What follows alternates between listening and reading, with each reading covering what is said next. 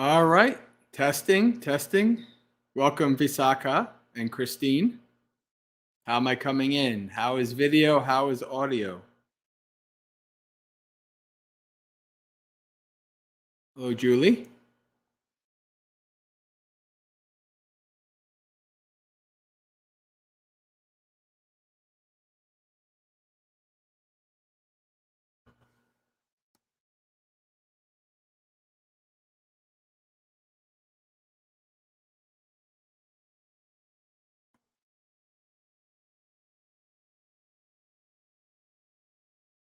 Saying hello in the Facebook chat and it's showing up. That's good to know. All right. So, in case anybody joins on Facebook.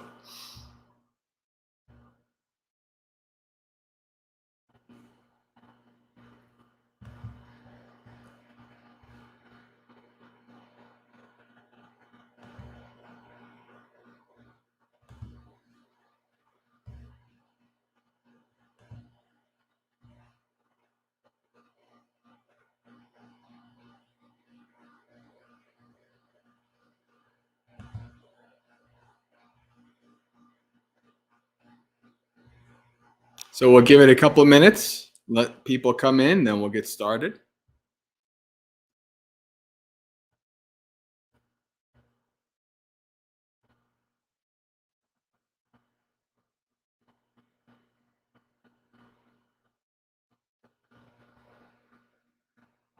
Hello, Yankee Apple. Welcome. And John.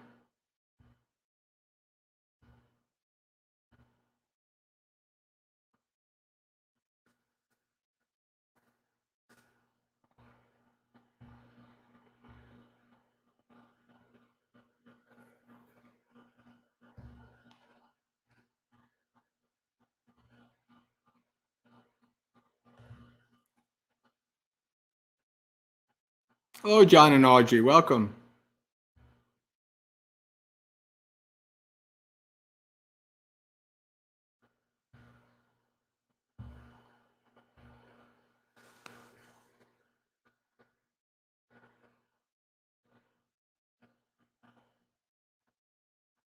John and Audrey, I must say I do miss our morning monastery experience.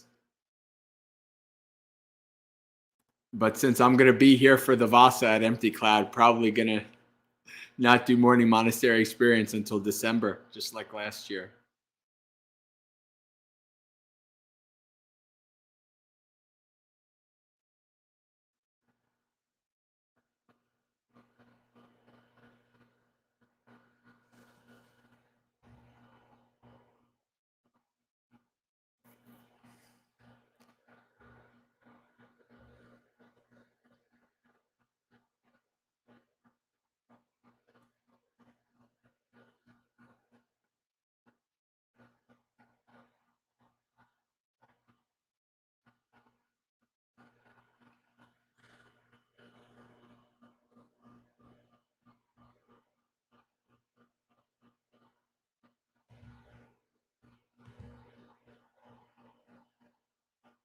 All right.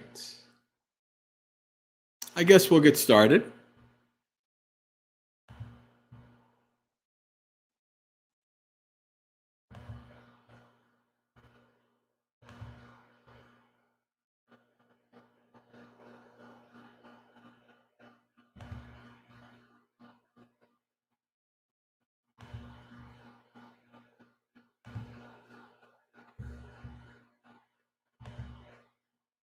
We'll do some chanting.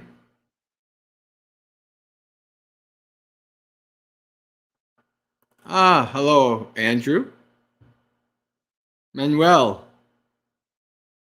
Manuel Alejandro Rodriguez Riviera. Welcome. Welcome. Hola.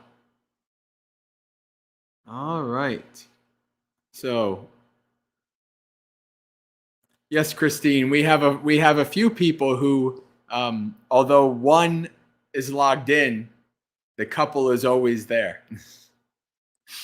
Bella and Gautam is another one like that. So I'll have to remember that every time I see you, I'll just assume that Andrew is here with us as well. All right. So let's do some chanting to start out.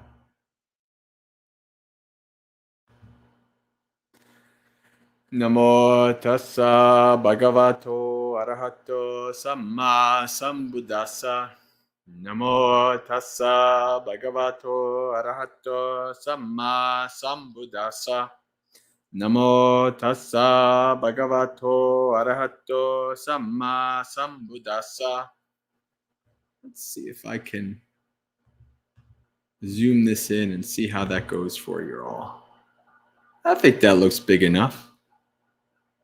All right. Atiko tena bhagavata janata passata arahata samma sambuddhena panchatanani sammadakhatani yang abhinhang pacchavekittabani ittiyava purisena va gahattena va pabbajitena va katamani pancha Jara Dhammo mi jaranganati toti abhinhang pacchavekittabang Vyadi Dhammo mi vyadinganati toti abhinhang pacchavekittabang Marana Dhammo mi marananganati toti abhinhang pacchavekittabang Sabehi me piyehi manapehi nanabhavo vinabhavoti abhinhang pacchavekittabang kammasakomi kammadayado kammayoni kammabandhu kammapatisarano yang kammang karissami kalyanang vapapakang vatassadayado bhavissamiti Abhinhang pacchavekittabang. Have you figured out what this is yet? You're all going to know as soon as we go to the English. Hello, Sean. Welcome.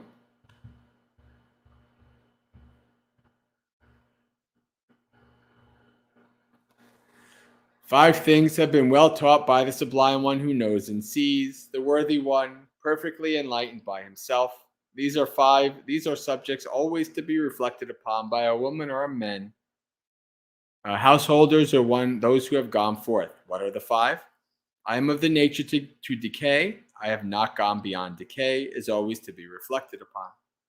I am of the nature to be diseased. I have not gone beyond disease, is always to be reflected upon. I am of the nature to die. I have not gone beyond death, is always to be reflected upon. All that is mine, dear and delightful, will change and vanish, is always to be reflected upon. I am the owner of my karma, heir to my karma, born of my karma, related to my karma, abide supported by my karma. Whatever karma I shall do, whether good or evil, of that I shall be the heir, is always to be reflected upon.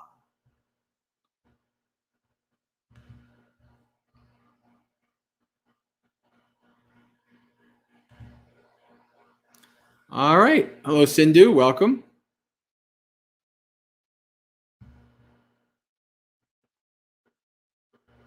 All right, friends. So it is Monday night. So welcome to another Dhammapalooza, a 2-hour festival of Dhamma with the Maggaseka community coming together to do a variety of Dhamma-related things. We just did some chanting. We'll do some guided meditation later on. And in between, who knows? We'll see how it goes.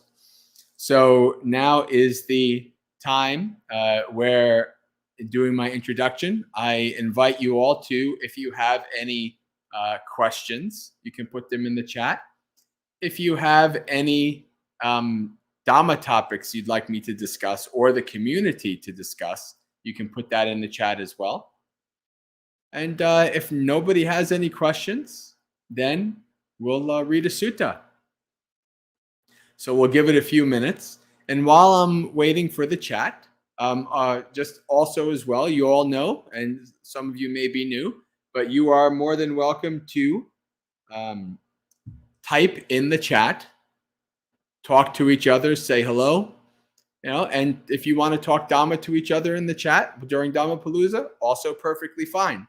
Commenting on maybe what I'm saying or what we're reading, perfectly fine. It's not disrespectful. It's not interrupting. This is a community event after all. So, and I see we have Stephanie is watching on the Facebook. Welcome. This is my connection to Facebook. Watching because the Facebook doesn't go on my little screen here, but I can see when people are on Facebook. So, friends, let's see. What do we have here? Elaine says she has seen previous MME, and Sindhu also misses MME. Yes, I've thought about it. It might be possible for me to do MME a couple times a week when Bante and Aya come back. We'll see. It is something I want to at least try to do a couple times a week. But we'll see how it goes. Keep an eye out, and I'll send a message. For those of you who have no idea what MME is, in place when I'm not in a monastery, I do what's called the morning monastery experience. So it's like it's essentially what they do at Bhavana every morning, right? So it starts out with precepts, then there's some chanting, and then there's a little Dhamma talk, a little thought of the day. So it's like to start your day off with some Dhamma. And so, it's never been overly populated. There's about like 6 or 7 of us. Then we do it, used to do it every day. And now that when I'm in a monastery, it's hard to do because I have to follow the monastery schedule. And so MME usually gets put on the chopping block, but we'll see.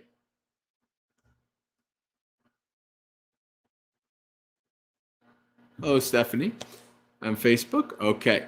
So, friends, do I see any questions? No, I don't. I will say, Visakha, those of you who were here last week, you know that we did some chanting for Visakha's father. And actually, I believe it was the next day that her father passed away, quite peacefully in his room, in his hospital room, surrounded by daughter and granddaughters and relatives. So, Lakeisha, welcome. Welcome, Lakeisha. And so I'm happy that we were able to dedicate some chanting and blessing for him and think of him before he left this life. And Elaine says she's quite tired today. It's been a busy day. Did you have the funeral today, Elaine? / Visakha. Hello, Anthony. Welcome.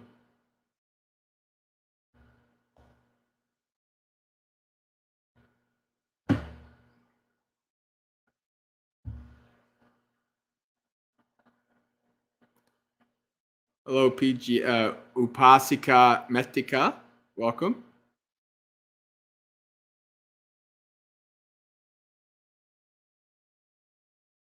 Hello, David. Welcome. Hello, Kala. So, friends who are just joining, we are at the point where if you have any questions you'd like me to ask or any Dhamma topics you'd like me to talk about, you can type those in the chat.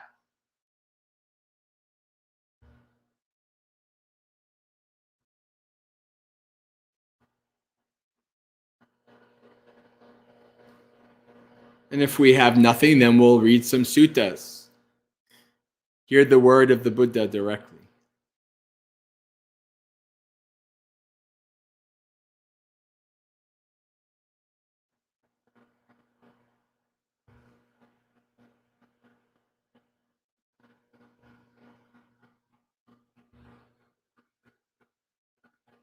Oh, that's right. We have some questions. John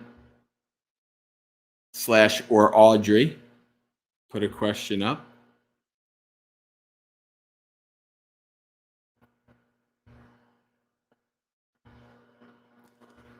Are entertainments a waste of my time as a layperson? What do you think about literature? Does it aid our journey on the path to read Solzhenitsyn, for instance?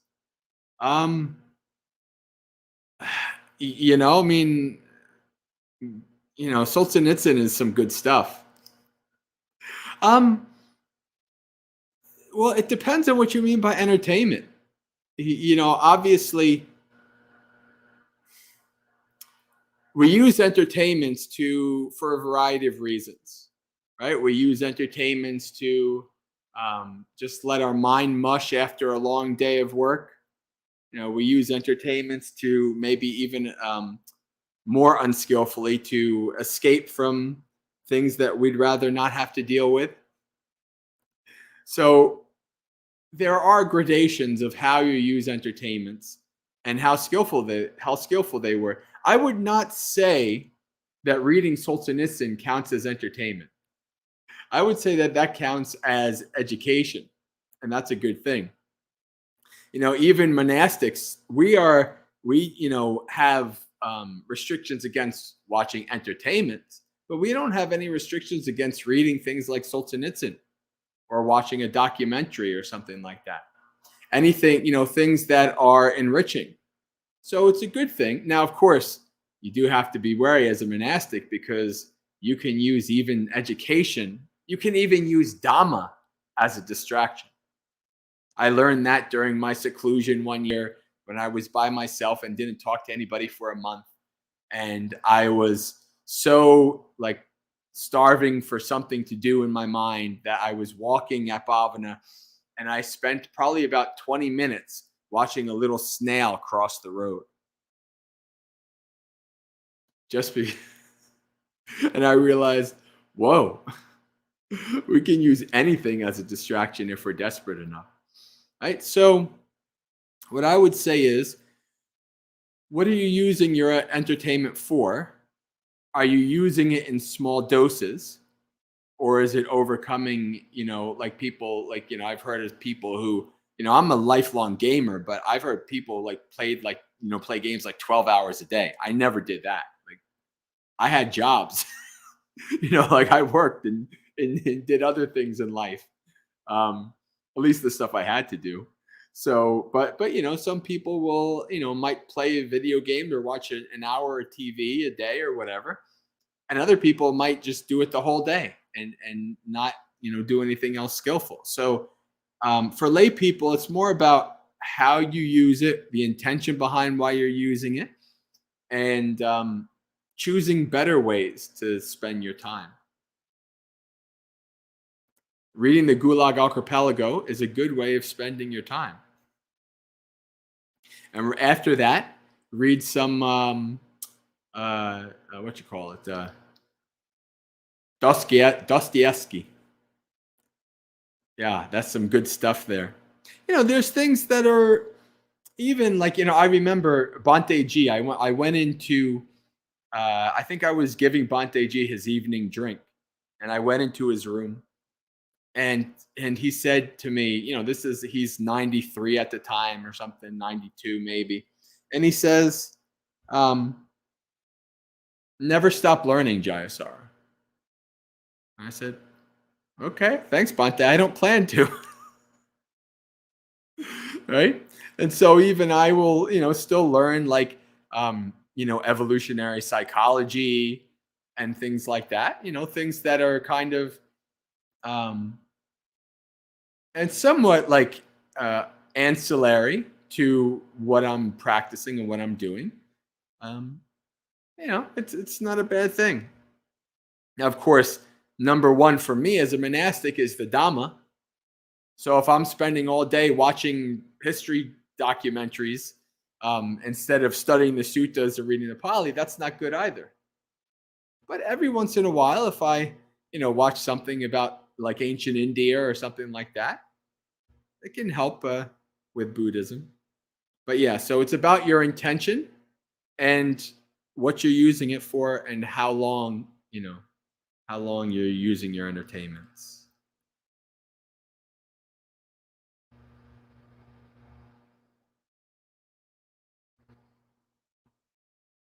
Oh, I keep forgetting that I can put up the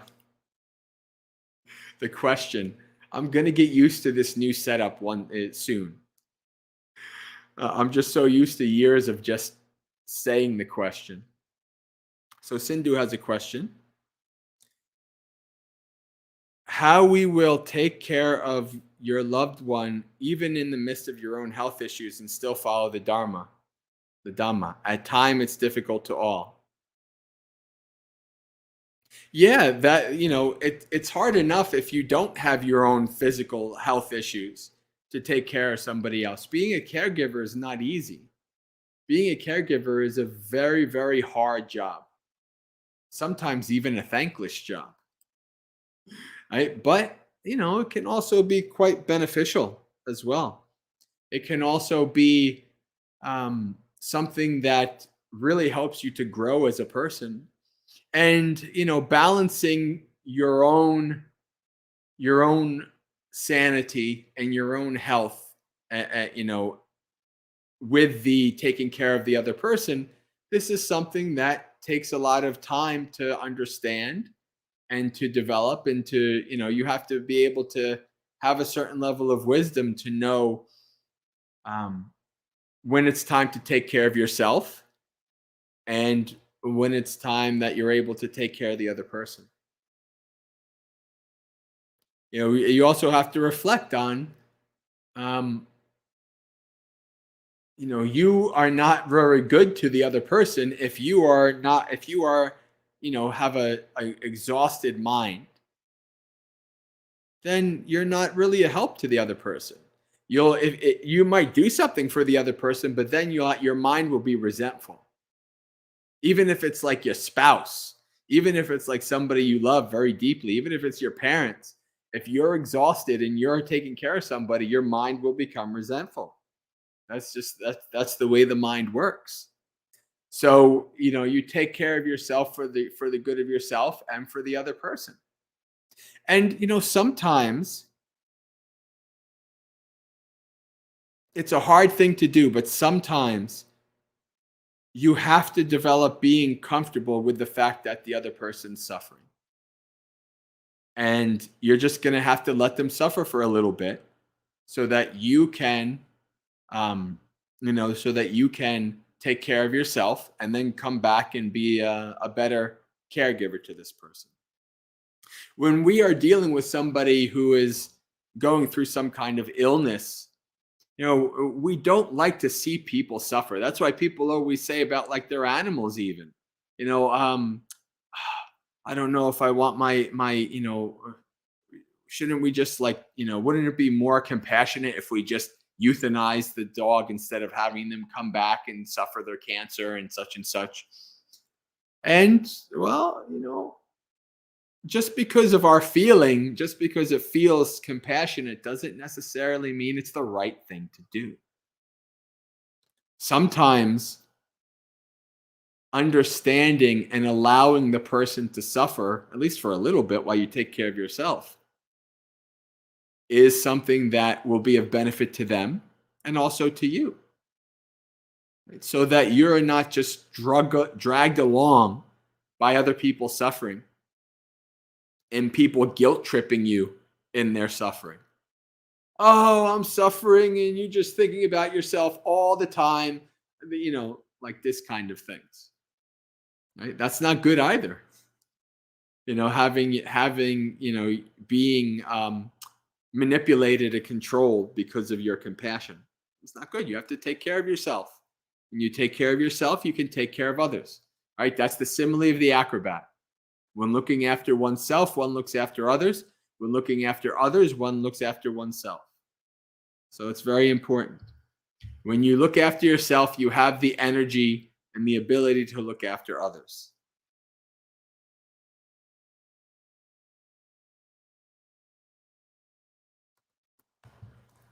Kala says, Bante, what do you think of the Melinda Panna? Is that the? I'm going to take a stab here. Is that the stories and documents of ancient Sri Lanka? I'm not exactly sure. I know I've heard the name before. I know it's a later work, and I basically know nothing about it.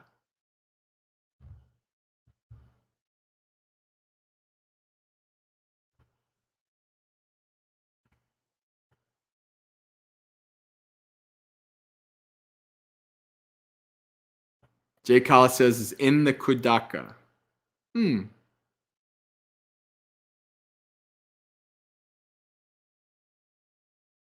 Oh, between the king and the monk.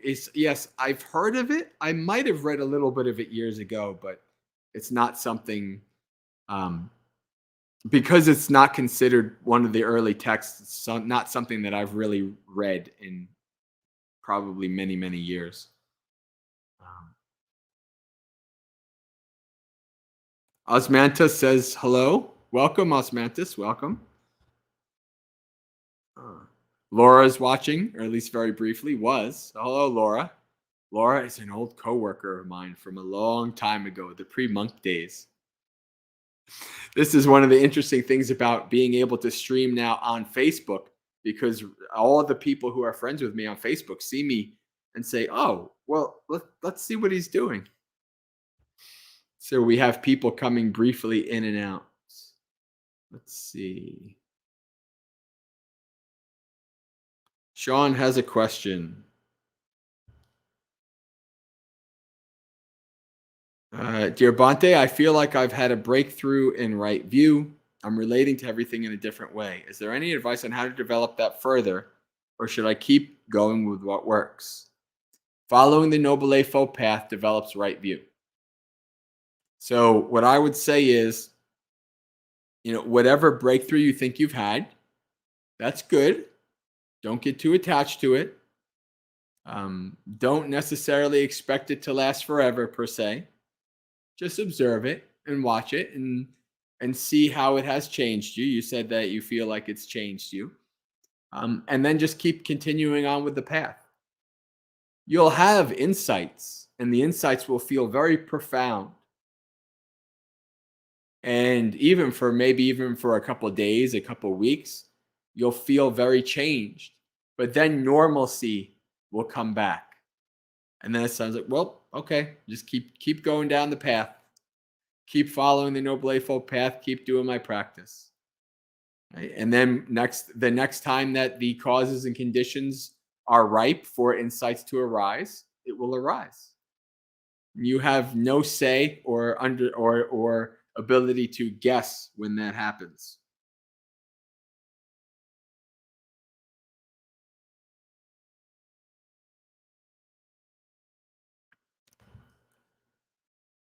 Question, please. What is the Buddhist take on coincidence? It's a good question, actually. It's a very good question.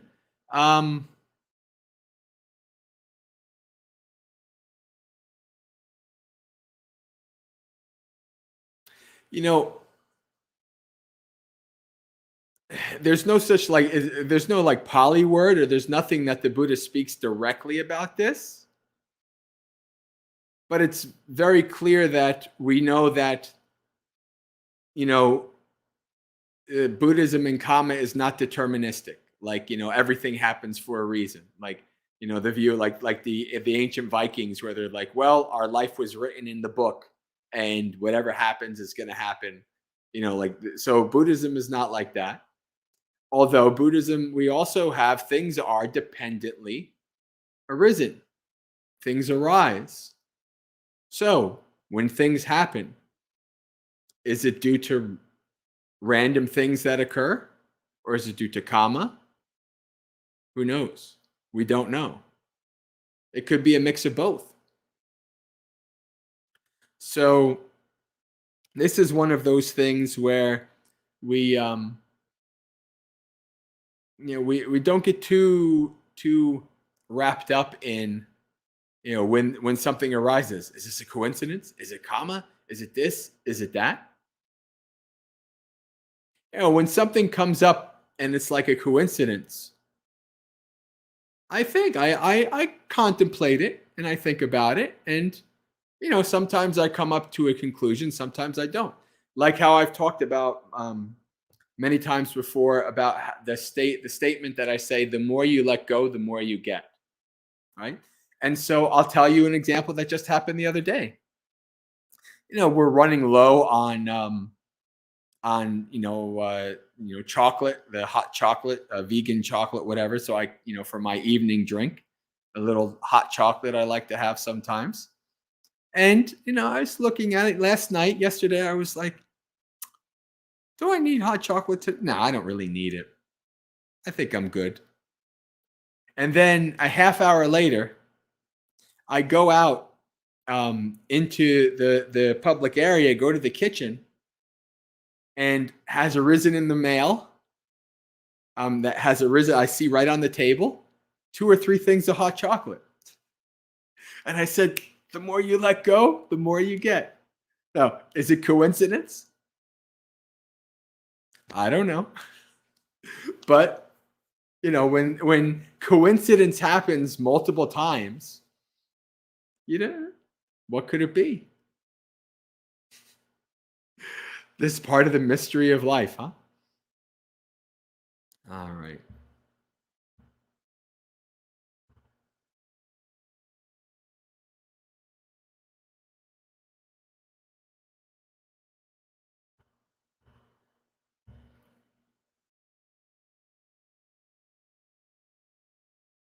Elaine's saying the visitation is today, and then the mass is tomorrow. Okay.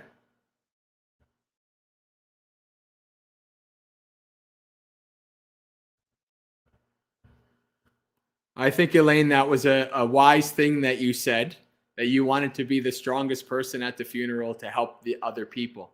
That's a good thing. But of course, just want to make sure that you're not repressing your grief, obviously. Just, because people might think, well, I'm a Buddhist, I'm good. I'm not, I'm gonna, say Sabba Sankara Nietzsche and such and such. No, no, no.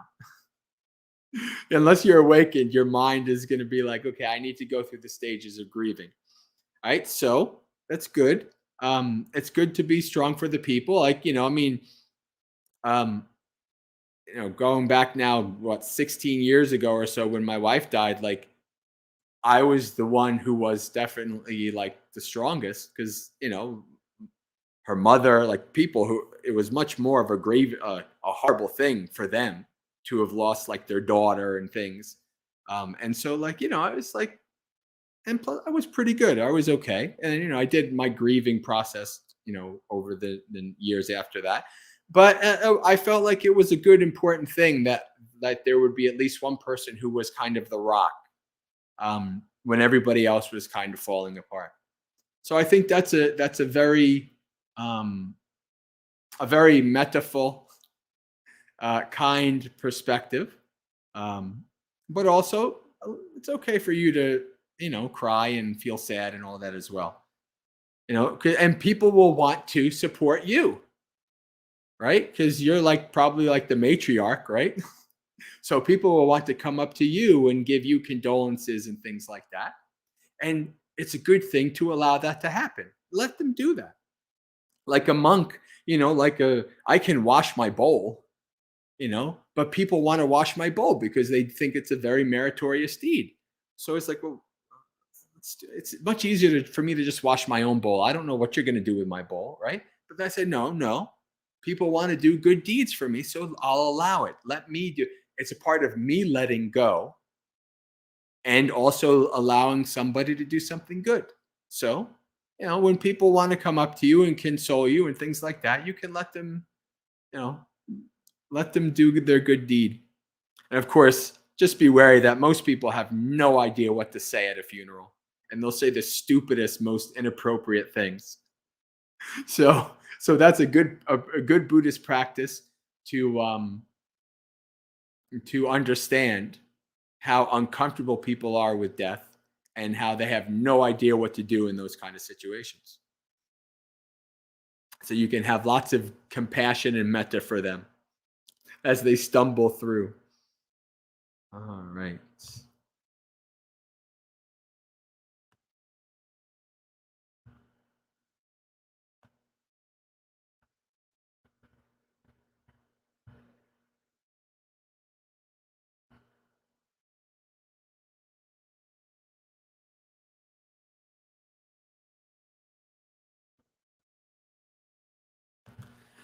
All right.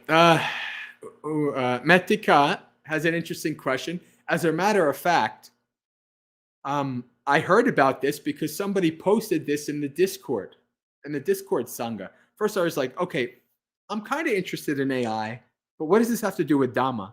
And then they posted it in the Discord because I guess it was asked a Zen koan, and apparently it gave a decent answer. I don't know. Is the AI sentient? This is something I've thought about because, this is one of those things where I think often about, like, I have the burden, if I live long enough, that I'm going to have to kind of explain or figure out how Buddhist doctrine works with all kinds of wacky stuff coming down the pike. Like, for instance, when we're going to upload our minds into like robots and all these kind of things. And like, you think, well, like, and then if people ask, hey, Bante, what do you think of this? It's like, let me think on it for 20 years and get back to you. I don't know if anybody knows. I don't know if science knows if when an AI or how an AI can be sentient. So, and then of course, I've even been asked this question before. Can you be reborn as a sentient AI? I have no idea. Absolutely no idea. I mean, it's a good question. Especially like in sci-fi, they have these sentient AI beings that are, I mean, they're really just like human beings, but they've kind of, or they were flesh at one point, and then they became, robotic. And so, this is a good question. It's a very good question that I have no answer for, but it's something that I am contemplating as we go along. All right, somebody told me there's this game called Cyberpunk, and there's Buddhist monks in it. Like, somebody showed me a video. You're just like walking down the street in this like futuristic thing, and there's like a Buddhist monk, like just like like Theravada looking Buddhist monk. Just walk. I'm like, oh, that's interesting.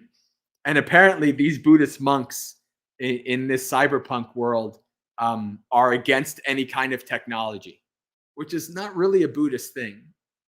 Because I thought about, like, well, if I lost an arm and I had a bionic arm, would that be against Buddhism? No. The arm wasn't mine to begin with. It just was, it went from a fleshy machine arm to a metal machine arm. It's just an arm.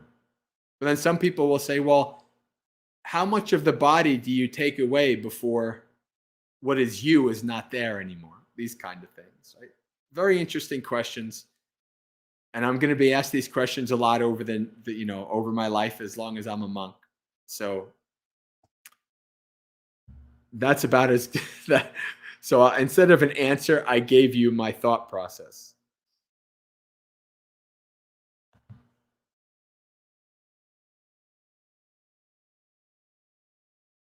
Kala has a question.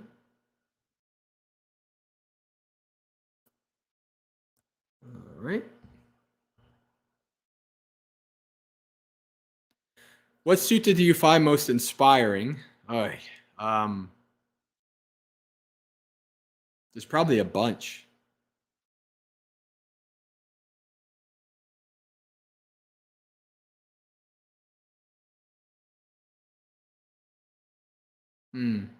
Inspiring.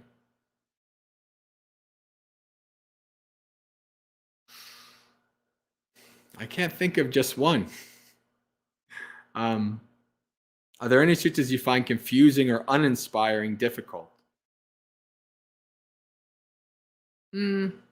Suttas? No. I find Abhidhamma uninspiring and difficult. Overly difficult. Kind of overly complicated for no reason, where you can see it much more simply in the suttas. But in terms of the suttas are pretty consistent. And I mean, obviously over the years, the things that I've been confused about, I've been able to clarify.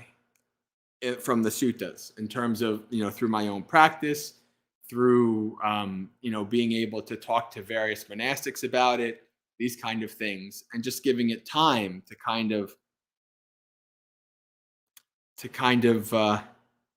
what you call it, when the plant grows, right? Giving it time to kind of just grow and mature in my mind over years.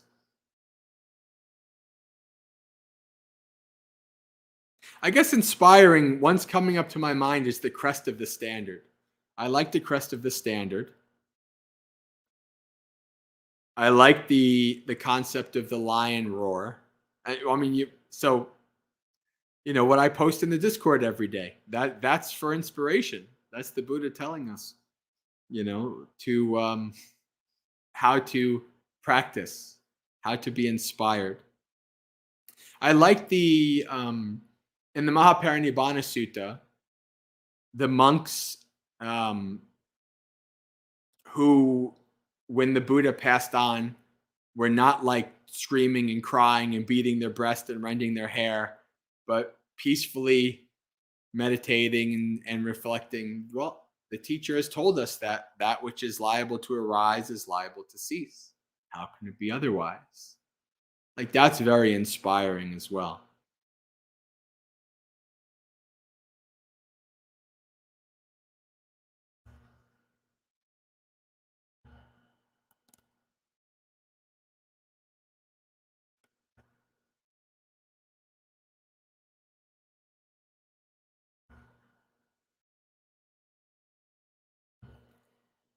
All right.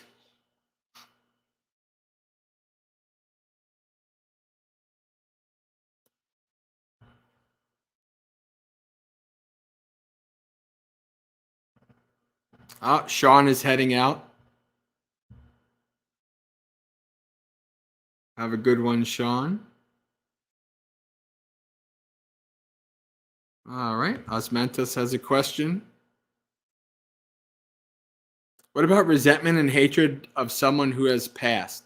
How does one get rid of the mental and emotional poison because of past events? So this is in one way easy and in one way hard.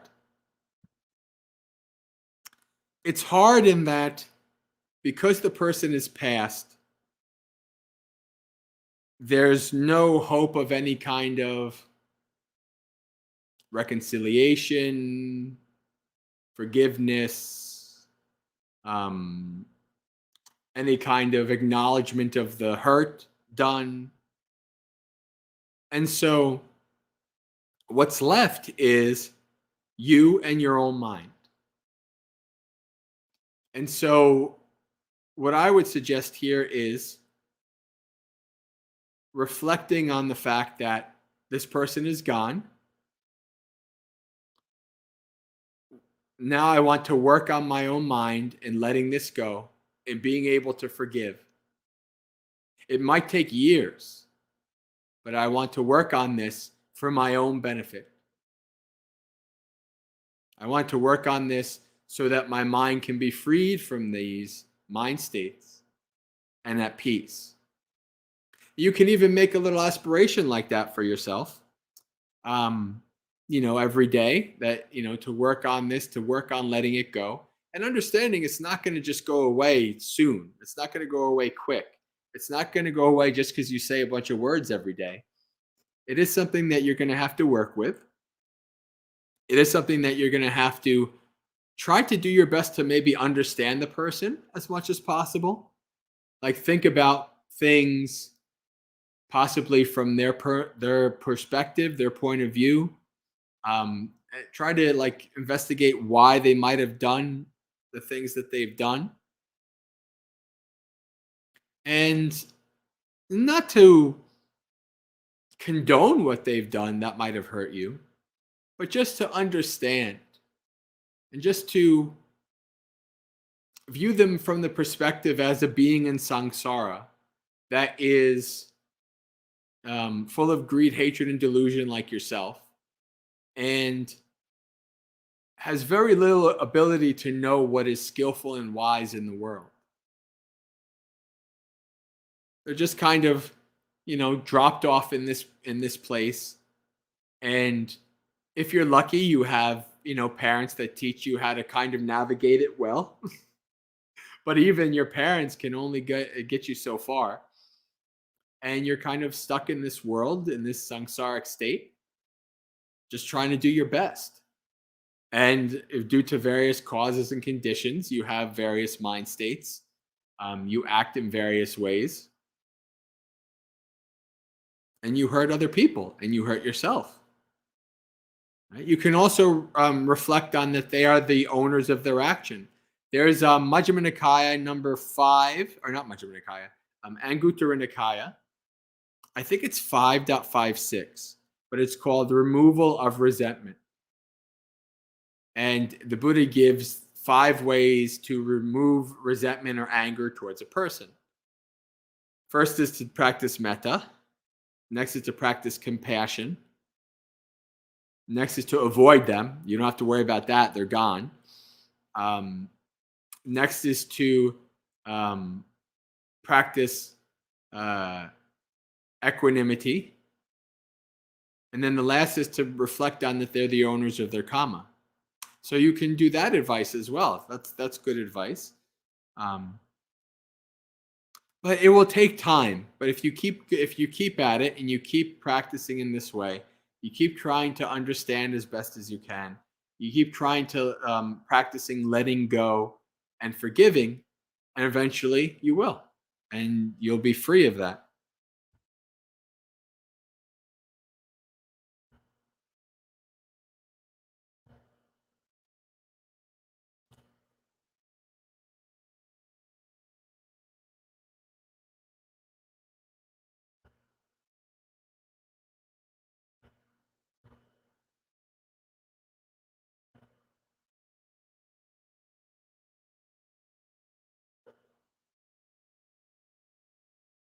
Elaine's telling about her the wonderful showing of support of the various people who came to her the father's viewing.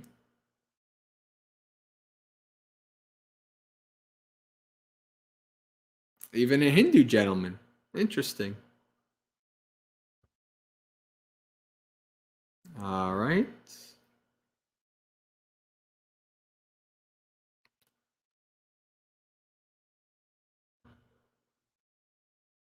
Manuel talks about a scientific journal about AI from a Buddhist perspective. Interesting. I don't know if you can post it, but if you send it to me via maybe email, go on my website, send it to me via email. And, oh, look, I can do banners. There. You can send it to that email there, muggaseka@gmail.com.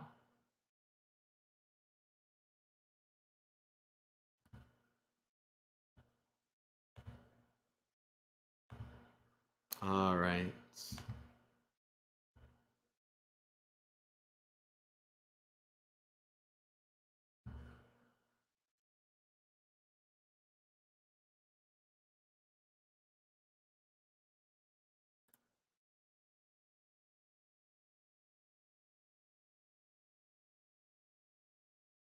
All right, friends. Well, it looks like we're out of questions. Why don't we read a sutta?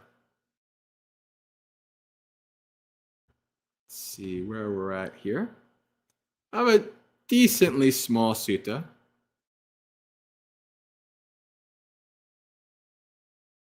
Oh, hello, Douse. Welcome. No, Douse, somebody asked about that, about this Lambda thing. And then Manuel said that there's an article. I think it's not about this one. It's an article about AI from a Buddhist perspective. So let's do some reading. Let's read about the anthill.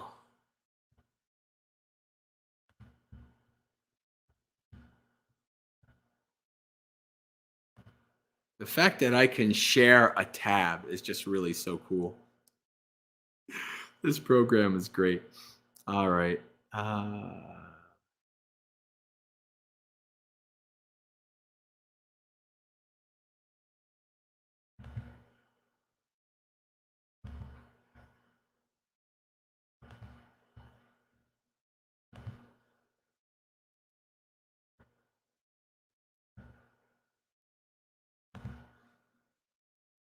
All right. The anthill.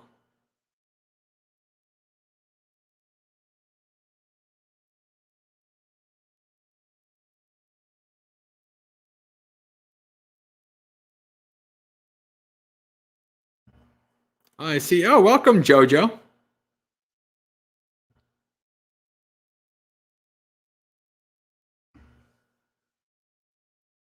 I have a question here. I'll answer the question.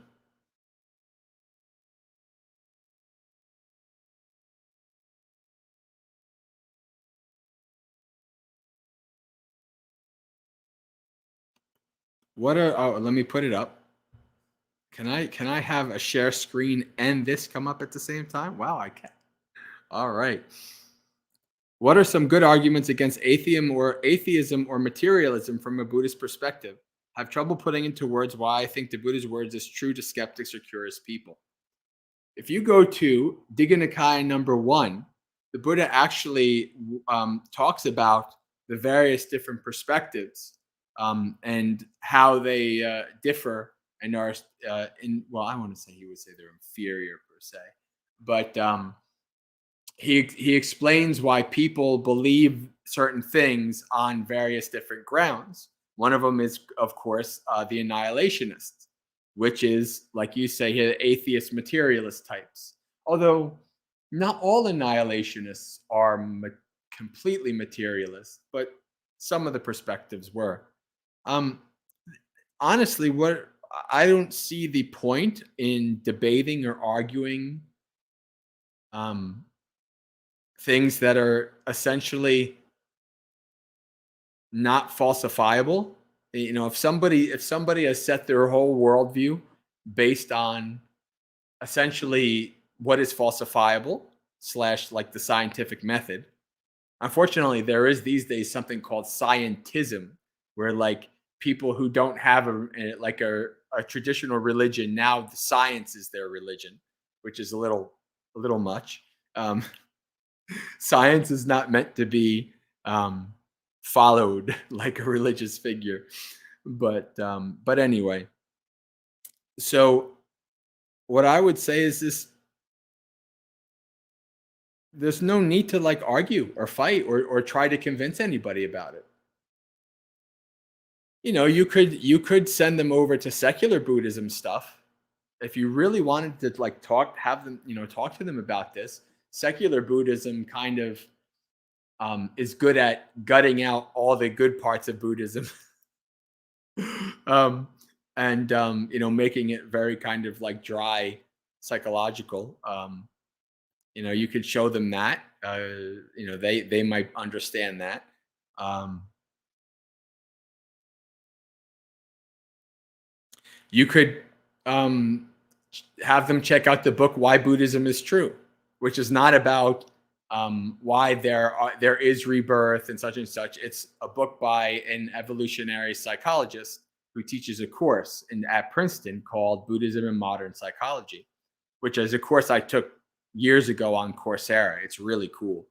I highly suggest even Buddhist practitioners take this course or read the book Why Buddhism is True, so you can kind of understand a lot of why your mind and why this body is kind of evolved to do certain things in certain ways. It really helped with my practice, so I would suggest that.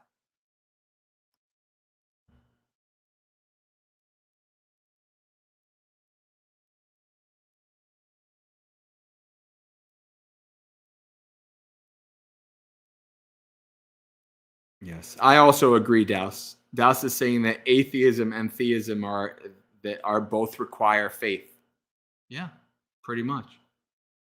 because is there a God or is there not is not falsifiable. That's one of the reasons I've always been agnostic. I'm an agnostic person. Even to this day, I'm still agnostic because I haven't seen many things for myself yet. All right. Let's do some reading.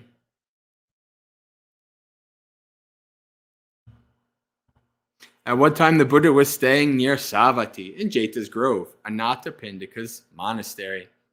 Now, at that time, Venerable Kassapa, the prince, was staying in the dark forest. Then, late at night, a glorious deity lighting up the entire entire dark forest. Oh, okay. I was confused because, all right, entire dark forest went up to Kassapa the prince, stood to one side and said, "Monk, monk, this anthill fumes by night and flames by day," the Brahmin said. "Take up the sword and dig, O sage." Taking up the sword and digging, the sage saw a bar. "A bar, sir," the Brahmin said. "Throw out the bar. Take up the sword and dig, O sage." Taking up the sword and digging, the sage saw a bullfrog. "A bullfrog, sir," the Brahmin said. "Throw out the bullfrog. Take up the sword and dig, O sir." Now, this is an interesting sutta, right? Because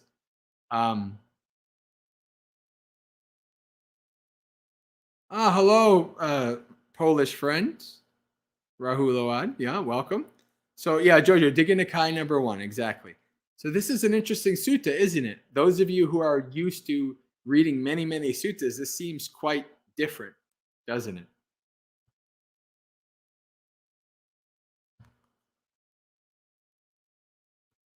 Throw out the bullfrog. Take up the sword and dig, O sage. Taking up the sword and digging, a sage saw a forked path. "A forked path, sir," the Brahmin said. "Throw out the forked path. Take up the sword and dig."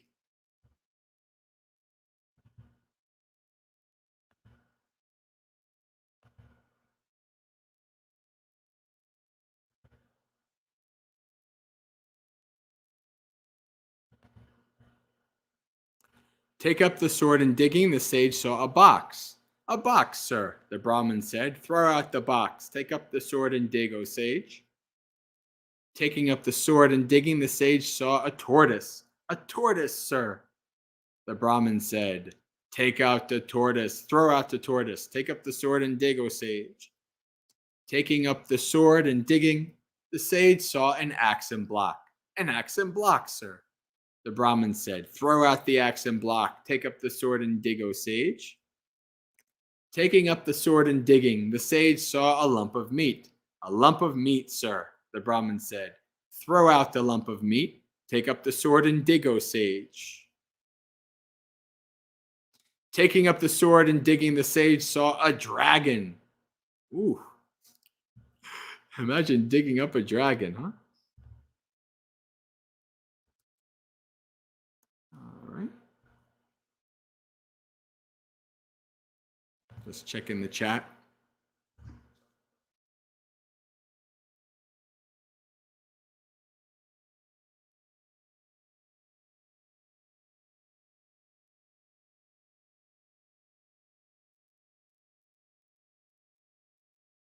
I lost my Facebook. Oh well. The Brahmin said, "Leave the dragon. Do not disturb the dragon. Worship the dragon." Mendicant, go to the Buddha and ask him about this riddle. You should remember it in line with the answer. I don't see anyone in this world with its gods, Maras, and Brahmas. This population with its ascetics and Brahmins, its gods and humans. Who could provide a satisfying answer to this riddle except for the realized one, or his disciple, or someone who has heard it from them?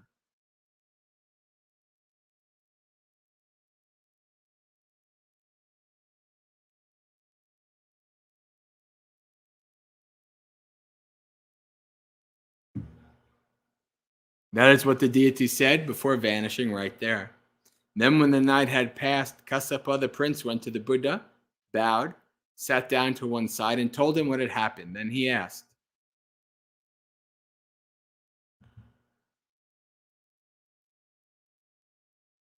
"Good morning, Hubertus. Welcome."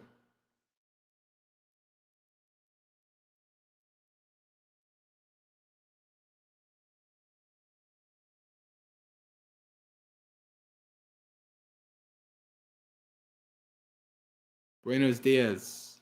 All right. Jay Kala says, a very perplexing sutta. It's only the simile. Now we get to see what the Buddha says about the simile. Sir, what is the anthill? What is the fuming by night and flaming by day? Who is the Brahmin? Who is the sage? What are the sword, the digging, the bar, the bullfrog, the forked path, the box, the tortoise, the axe and block, and the lump of meat? And what is the dragon?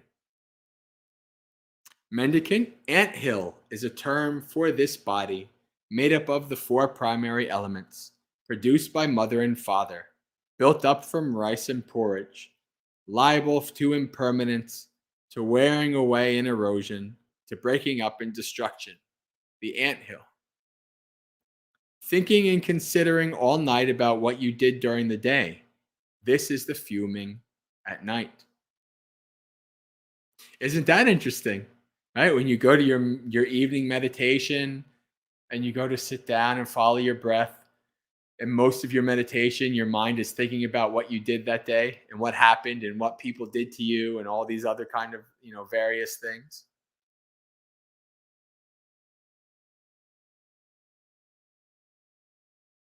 The work, thinking and considering all night what you did during the day, this is the fuming at night.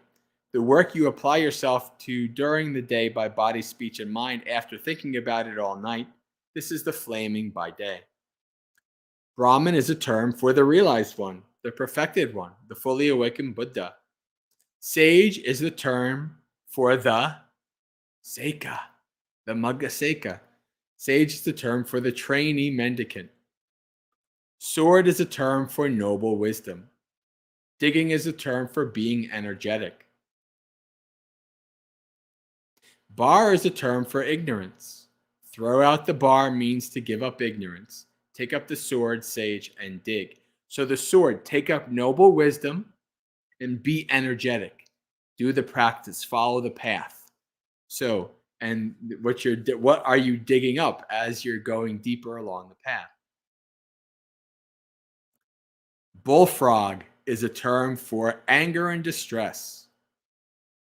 Throw out the bullfrog means give up anger and distress. A forked path is a term for doubt. Throw out the forked path means give up doubt. So you're at a path and you don't know which way to go, and you sit there wondering which way? Doubt, right? Give out doubt. Box is a term for the 5 hindrances. That is, the hindrances of sensual desire, ill will, dullness and drowsiness, restlessness and remorse, and doubt. Throw out the box means give up the 5 hindrances. Tortoise is a term for the 5 grasping aggregates, i.e., identity, i.e., dukkha. That is, form, feeling, perception, choices, and consciousness. Throw out the tortoise means give up the 5 grasping aggregates, i.e., give up identity, i.e., give up dukkha. Axe and block is a term for the 5 kinds of sensual stimulation. Sights known by the eye that are likable, desirable, agreeable, pleasant, sensual, and arousing. Sounds known by the ear. Smells known by the nose. Tastes known by the tongue. Touches known by the body that are likable, desirable, agreeable, pleasant, sensual, and arousing. Throw out the axe and block means give up the 5 kinds of sensual stimulation.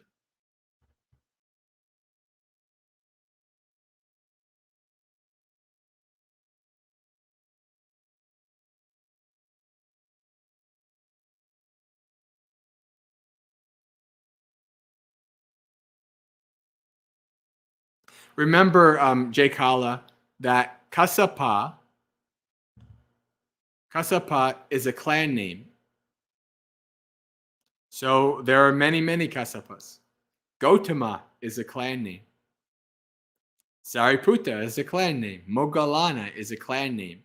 So yeah, so they don't necessarily need to be the same person. No. So Mahakassapa was not a prince. So this is a different person.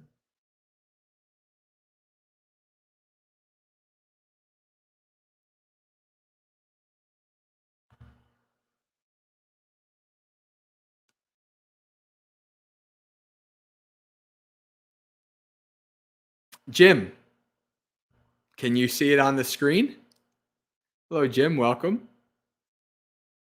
It should be on the screen. If not, it's Majjhima Nikaya number 23. We're at the end. So Jay Kyle is asking about, could Bante Sujato mean a spade? Well, let's look.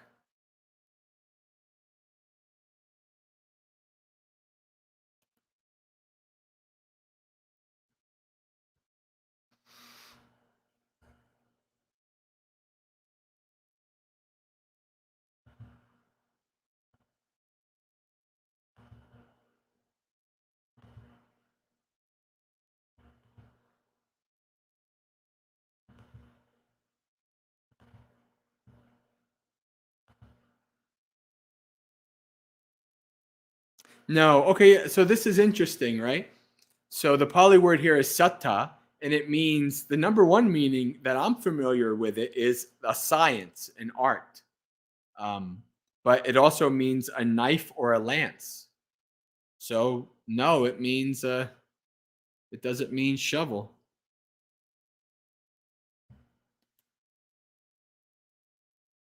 Sword is neither a knife nor a lance, but I think most people, I guess, probably understand sword.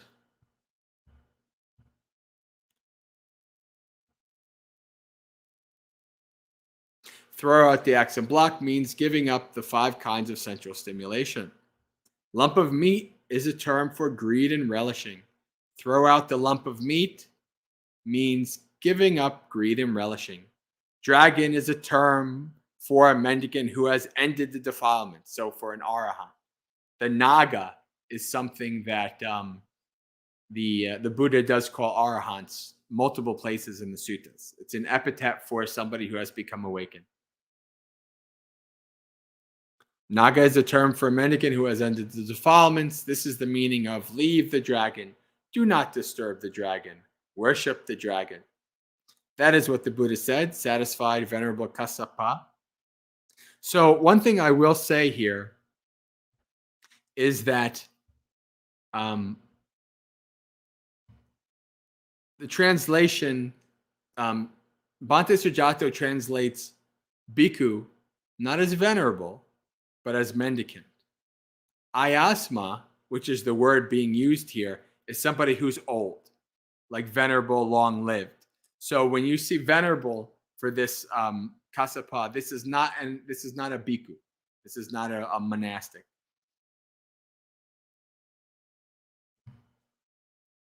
Let's see, we have a nice simile.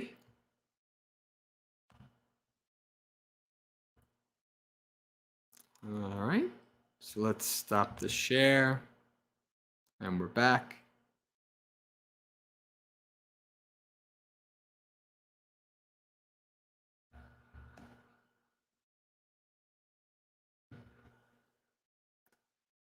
All right, let's see. Any questions or clarifications or anything for that sutta? Chat's been pretty quiet tonight. That's okay. Sometimes that happens.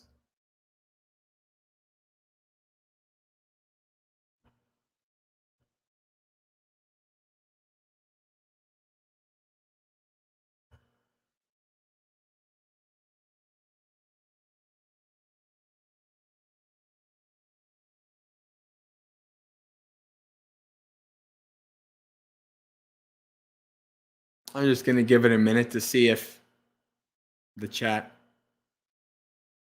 Manuel, let's see. Yo hablo español un poco.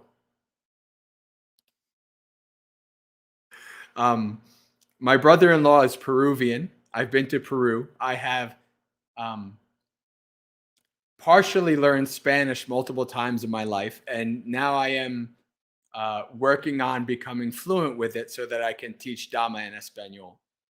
But that's going to be a couple years. Right now, I'm doing a lot of listening and practicing with some Spanish bots, and also practicing on the Discord. We have Dhamma friends from all over Central and South America, Argentina and Colombia, and we have somebody from Brazil, and also people who live in America who are from various Central and South American countries. So it is one of the things that I want to do, is to be able to teach Dhamma in all of the Americas, not just in United States of America.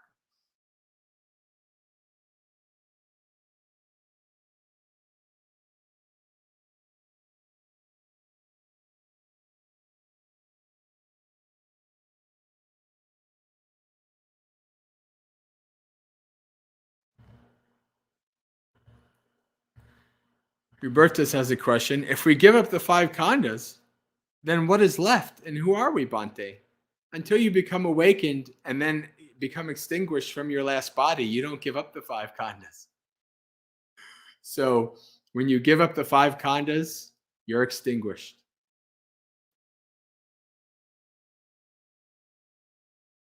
And then what is left and who are we are invalid questions.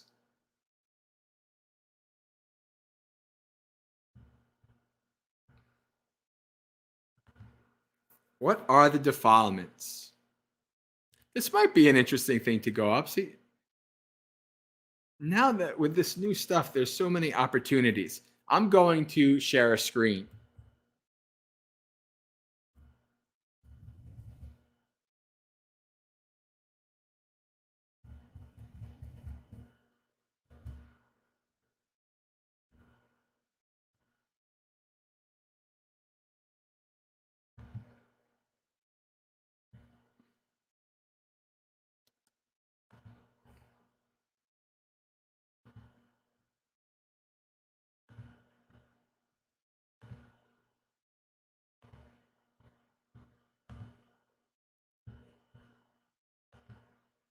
All right.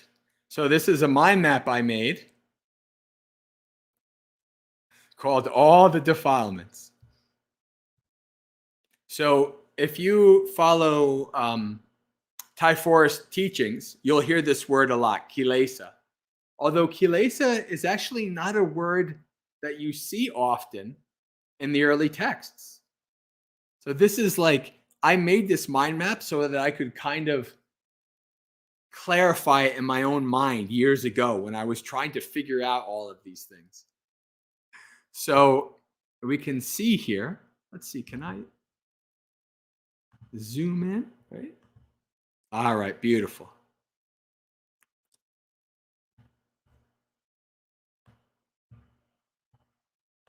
So it depends on, I'm gonna zoom it right there. That'll be good. You should be able to see there. So kilesa, passion, lust, depravity, impurity. Kilesa, a stain, a soil, impurity, affliction.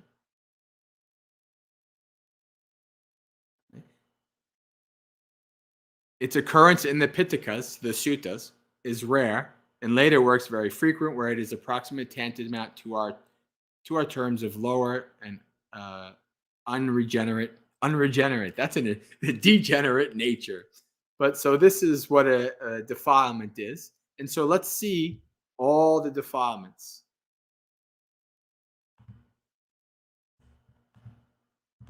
The fetters, the 10 fetters.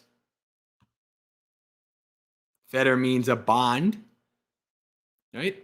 Yeah, last week when we were talking about Sotipanna and stream enter, once returner, non-returner, We see the higher and lower fetters.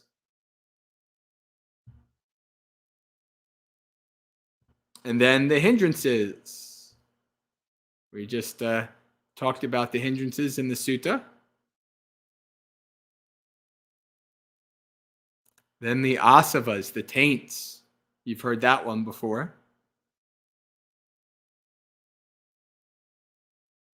The Buddha has 3 knowledges upon before his awakening: the knowledge of his past lives, the knowledge of how beings are born and die, born and die and are reborn according to their karma, and the knowledge of the destruction of the taints.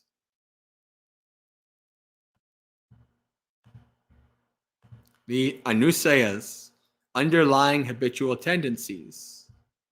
You can see here. And then the last one is the ogha, the floods. So these are, when somebody says defilements, this is what they mean. And you can find this mind map, if you like, and others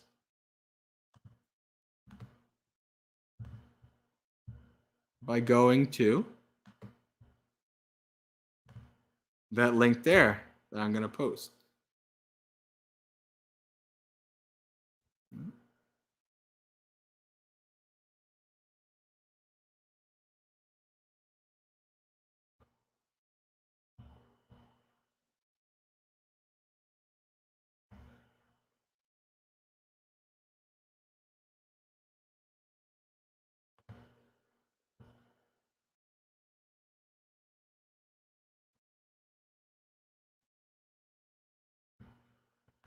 All right, friends. I think it's good time to do our guided meditation. And then we'll have some minutes afterwards to read some Dhammapada verses and do our business and close out our sharing of merits.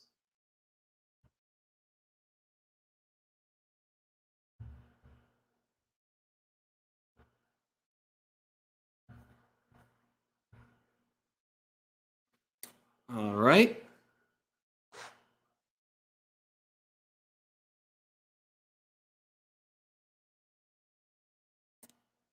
Set your body up in a posture that's stable and comfortable for you.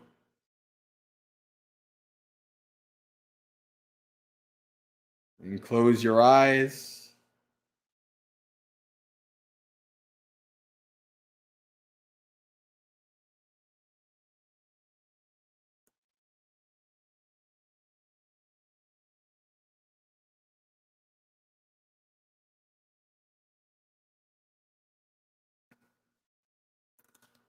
We'll start our meditation by practicing some scanning.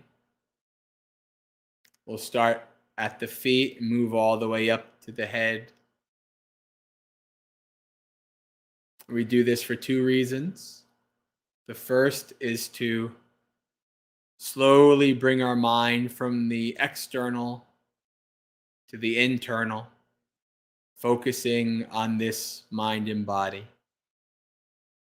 And the second reason is to observe our body, to see where there's any imbalances in the postures or small feelings of pain and discomfort that will turn to larger feelings later.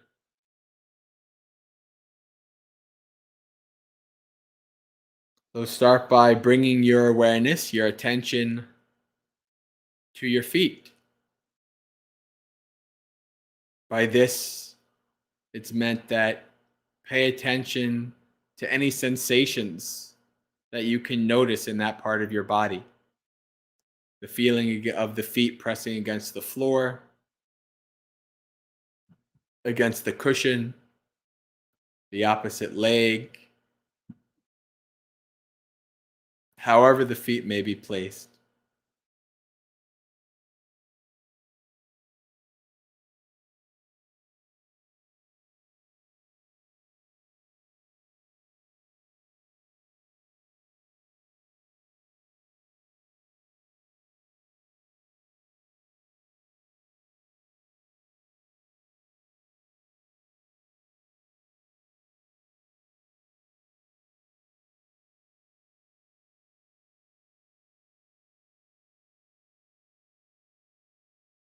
Bring your awareness up through the ankles into the calves.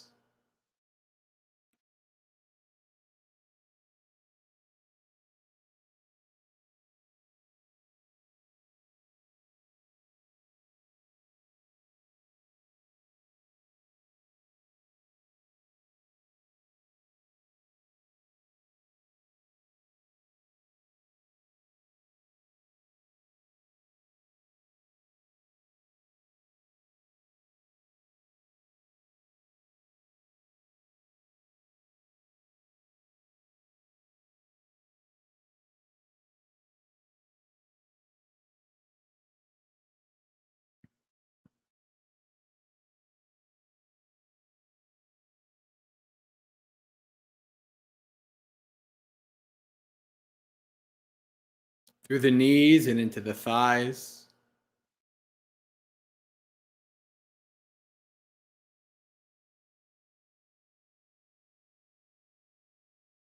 Pay special attention to the position of the knees,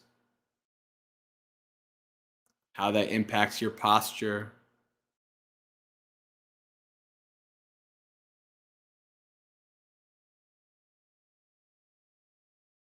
Any feelings of stretching if your knees are kind of hanging in the air. Ideally, you'd want them to be on the ground or supported by cushions.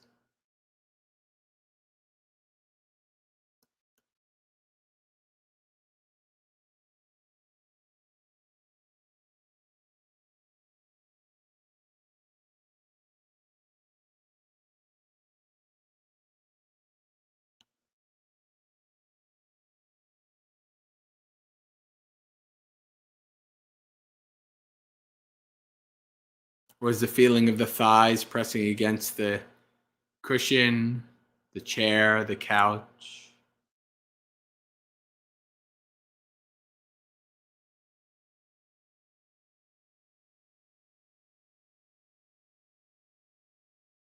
When you're observing a part of the body, if no sensations come to your awareness, you can prompt yourself by asking, what do I see? What do I feel?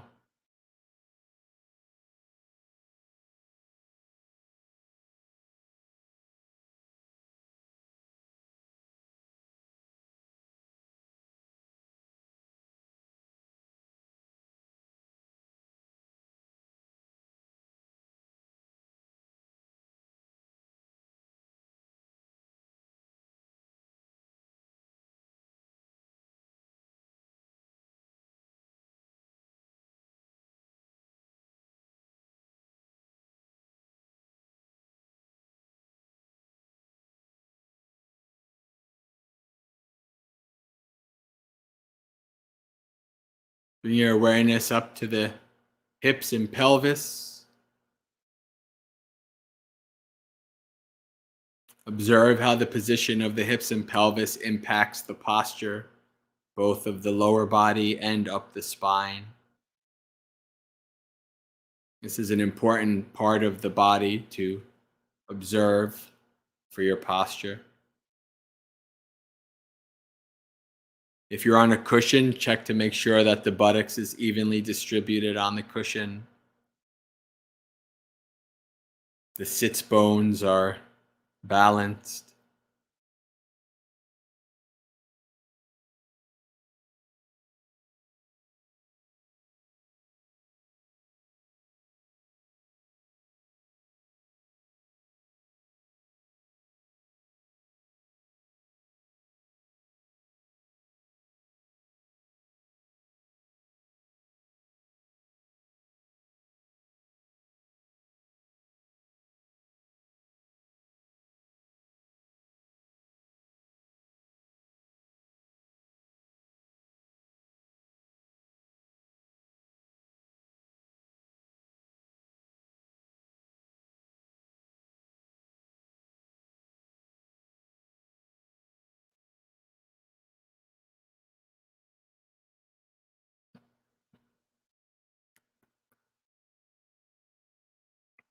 When you're done setting up your lower body, In that comfortable and stable position, move up the spine, through the abdomen and the chest.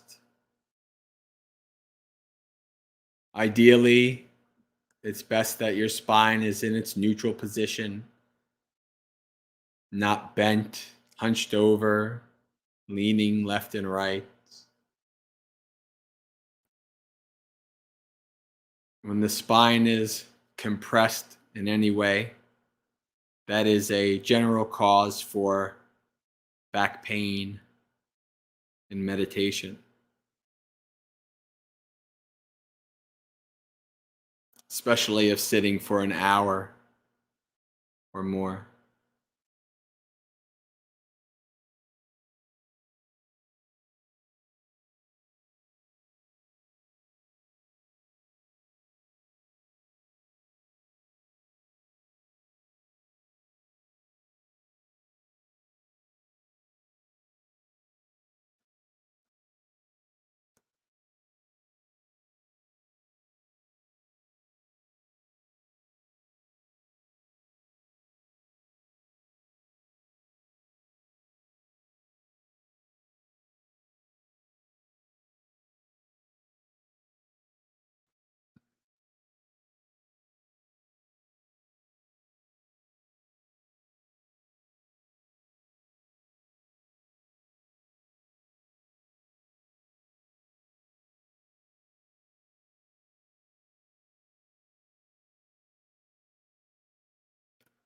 Bring your awareness to your shoulders. Check to make sure they're hanging loosely, not scrunched up and tight.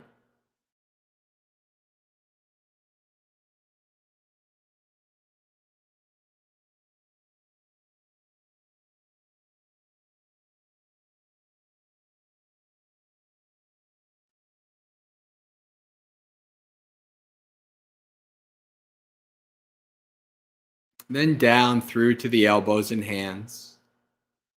Observe how the position of the elbows and hands impacts your posture of your upper body.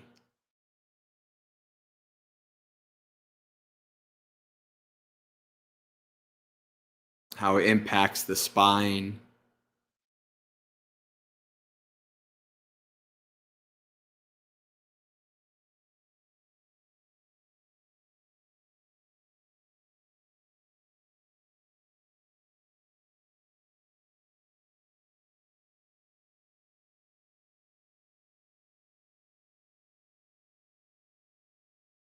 And finally, bring your awareness up to your head. Check that the head is also not leaning and slouching here and there. Chin is parallel to the floor.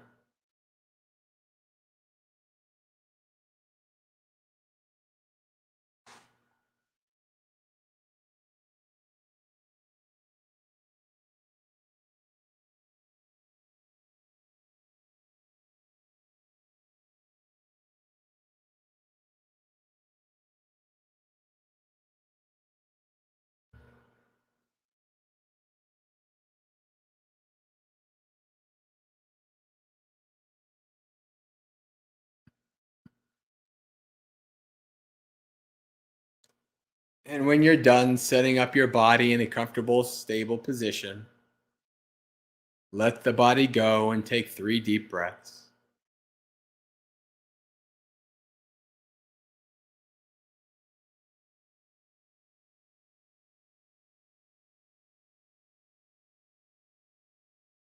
And then let the breath go. From here on in, do your best not to manipulate or control the breath in any way. This body's been breathing from the moment you were born and will continue to do so until the second you die.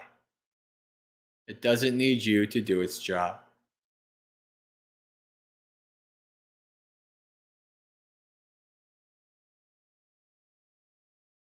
Your job is to simply observe, investigate, and abide with the breath. Watch as this body breathes in and breathes out.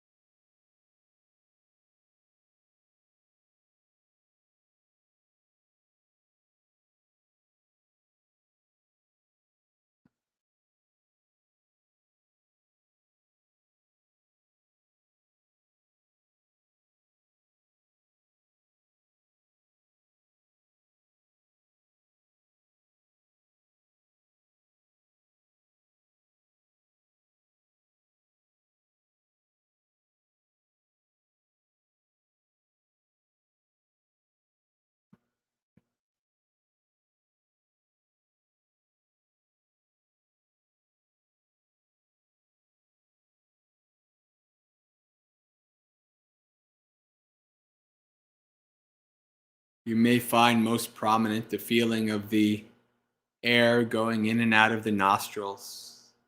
You can place your awareness there. If not, that's okay. It may be easier to place your awareness on the rise and fall of the chest.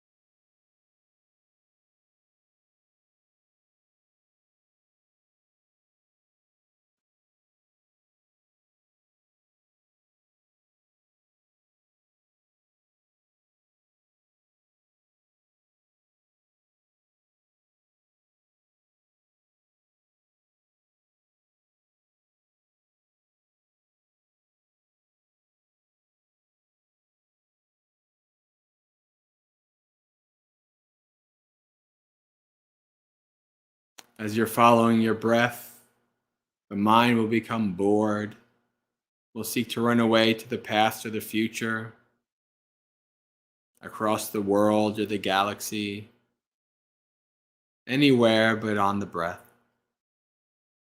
Or an external distraction will arise like a sound that your mind will latch onto. Whenever you're distracted away from the breath, after a time, your mindfulness will slowly start to emerge. You'll start to dawn on you that you're away from the breath. At that point, acknowledge you've been taking away and bring back your mindfulness. Practice letting go of the distraction by neither getting agitated and pushing it away, nor by getting excited and grasping to it, thinking more about it. Simply do your best to give it no energy. Just let it go, and then return to the breath. However many times you get distracted away, don't get agitated. You didn't fail. You're not a bad meditator. This is simply the mind showing you how it works. Just simply acknowledge, let go, and return over and over.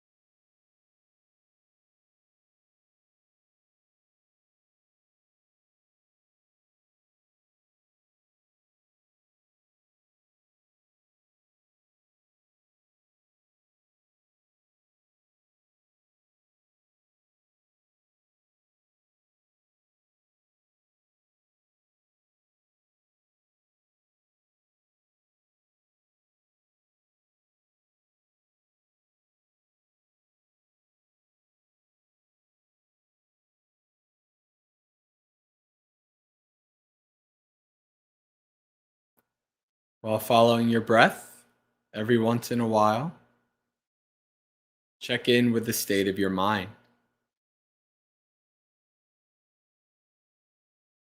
Is your mind becoming more tranquil, calm, more focused on the breath, or not?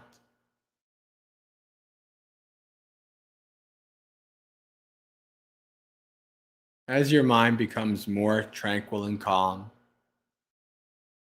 you'll begin to notice more subtle characteristics of the breath.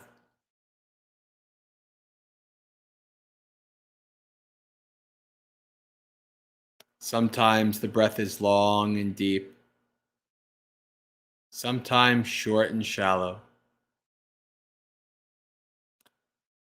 Do your best to try and observe how the breath is changing.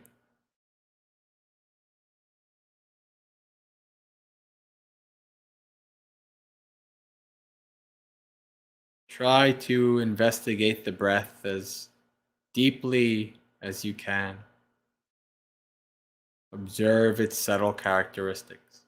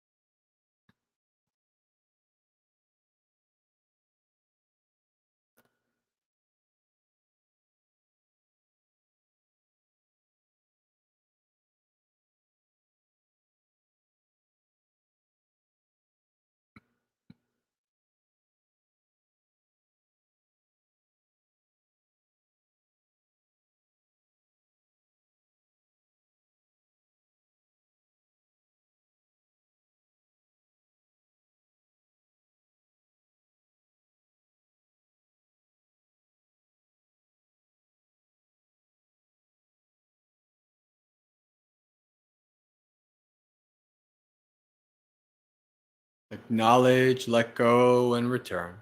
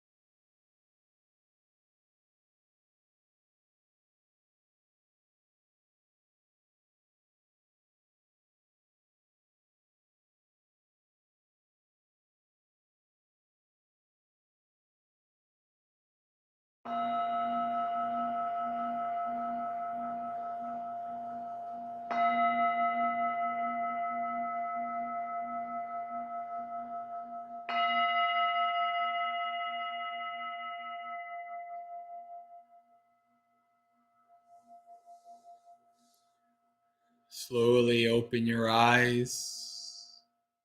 Start to become aware of the room around you, moving from the internal back to the external. The technology in front of you in the live stream.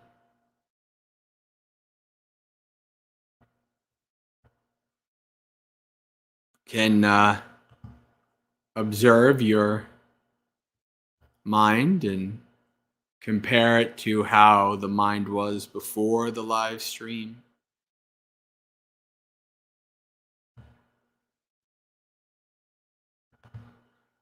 What changed? What insights or experiences did you have during that?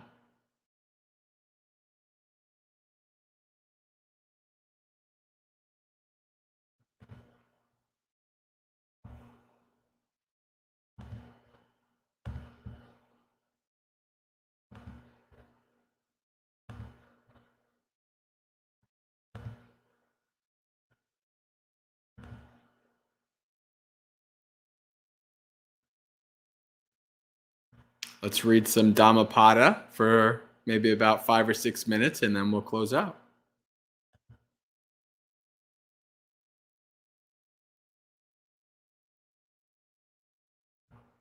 We're in the Pupavagga, flowers, chapter.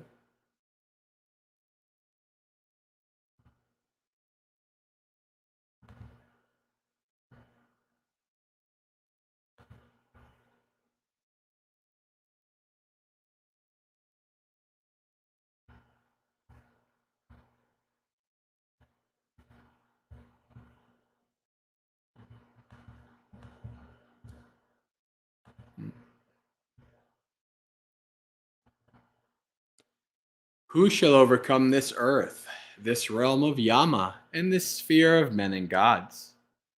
Who shall bring to perfection the well-taught path of wisdom, as an expert garland maker would his floral design? A striver on the path shall overcome this earth, this realm of Yama, and this sphere of men and gods. The striver on the path shall bring to perfection the well-taught path of wisdom, as an expert garland maker would his floral design. I want to see the Pali for striver on the path real quick. Let me just check it out.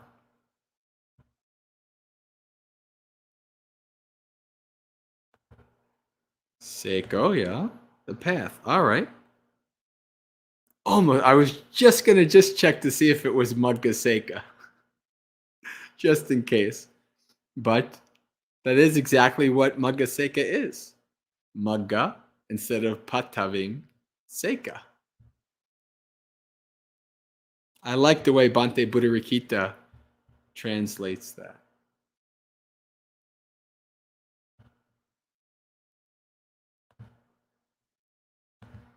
A striver on the path.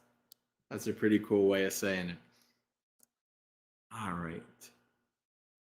A striver on the path shall overcome this earth, this realm of gods, and this sphere of men and gods. The striver on the path shall bring to perfection the well-taught path of wisdom, as an expert garland maker would his floral design.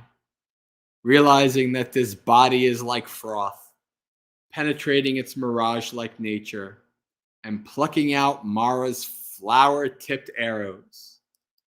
Flower-tipped arrows? Sounds like almost like a Cupid or something, right?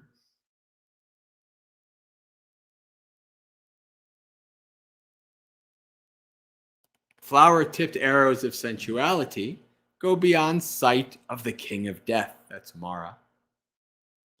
As a mighty flood sweeps away the sleeping village, So death carries away the person of distracted mind who only plucks at flowers. The destroyer brings under his sway the person of distracted mind who, insatiate in sense desires, only plucks at flowers. As a bee gathers honey from the flower without injuring its color or fragrance, even so the sage goes on his alms round in the village.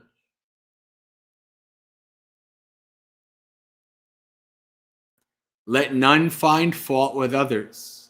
Let none see the omissions and commissions of others. But let one see one's own acts, done and undone.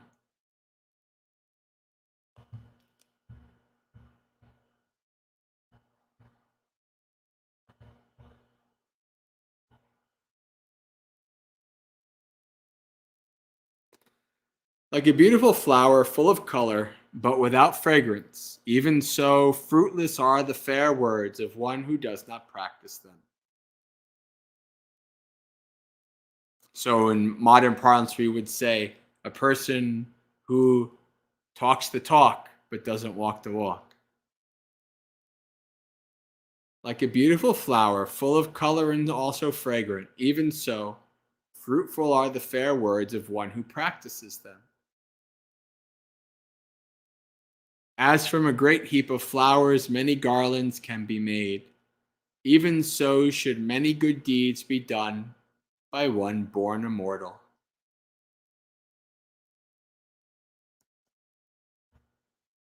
Not the sweet smell of flowers, not even the fragrance of sandal, tagara, or jasmine blows against the wind, but the fragrance of the virtuous blows against the wind. Truly, the virtuous man pervades all directions with the fragrance of his virtue.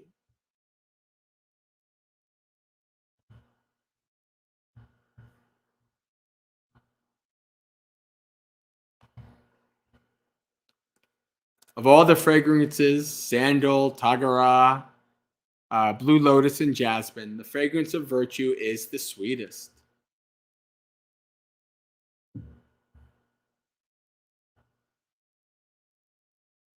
Faint is the fragrance of tagara and sandal, but excellent is the fragrance of the virtuous, wafting even among the gods. Mara never finds the path of the truly virtuous, who abide in heedfulness and are freed by perfect knowledge. Upon a heap of rubbish in the roadside ditch blooms a lotus, fragrant and pleasing.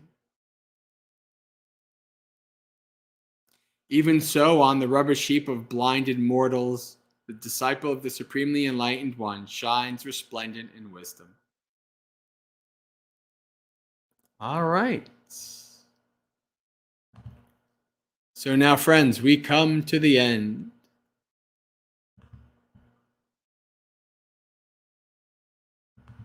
We'll put up all the banners. That's what we'll do.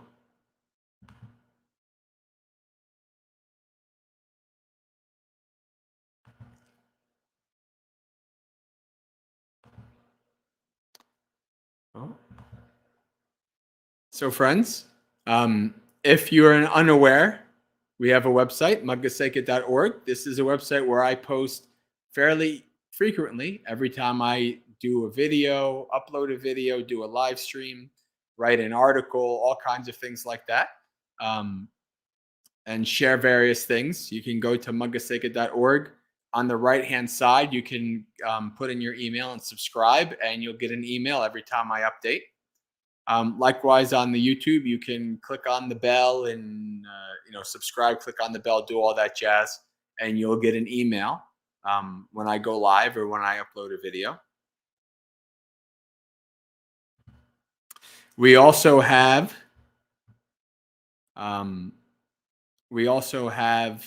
the online Discord Sangha. So this Sangha that is on Discord, the Discord program or website, is a Sangha that is uses the framework of the early texts. both in study and practice. It's not a general open Discord for all kinds of Buddhism. We have a very specific focus. But if you're interested in the suttas, you don't have to be Theravada. If you're Mahayana and you're interested in learning the suttas, you can join us as well. But we do keep a very specific focus. We don't have all kinds of traditions posting things and such like that.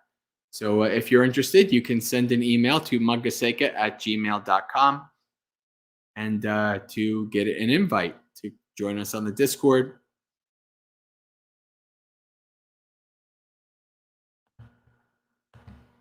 So every Monday is Dhammapalooza, same time, 8 p.m. Eastern. So for the foreseeable future, throughout the Vasa and mostly from beyond, we'll be doing Dhammapalooza, with the exceptions of if I'm staying in a monastery that I don't have internet access, and so that week we won't have it, which will be coming up actually. I'll be staying at a monastery in a couple weeks for 3-4 days, and so there won't be Dhammapalooza then. But basically every other Monday we'll have Dhammapalooza. Wednesdays I update and Ask a Bhante. So if you have a question you'd like me to ask or answer on the YouTube channel in a video, you can submit that to me on the Discord. You can submit that to me via the email, whatever you'd like, and that will be a good a good benefit to yourself, but also for others, so that this video will be around. So even if you have a good idea for a question, you know the answer, but you want me to answer it anyway for other people, then send it to me. And I guess that's about it.